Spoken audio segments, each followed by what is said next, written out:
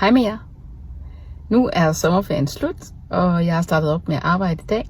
Men jeg har også gjort en ekstra ting, som er super godt for mig selv. Jeg har nemlig bestilt 1,5 times massage ved en sensimassør i området, hvor jeg bor. Og det glæder mig vildt meget til. Mine udfordringer er, at jeg har spændinger i skuldre og nakke og ryg efter kontorarbejde. Men også nede omkring hofte-balle-området på grund af mine udfordringer omkring mit hæleben. Så jeg er mega spændt på, hvordan den her massage bliver.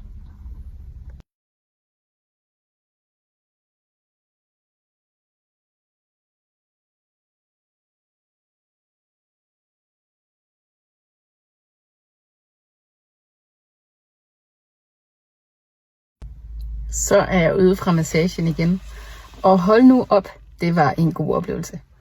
1,5 time, hvor at massøren Kjeld, han simpelthen gennemgik min krop fra top til tå.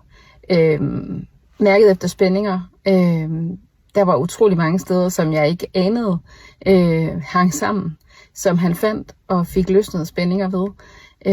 Det var lige fra fødderne til benene, henover ryg, ballemuskulatur op i ryggen, nakken, helt op i hovedbunden. Det var mega godt.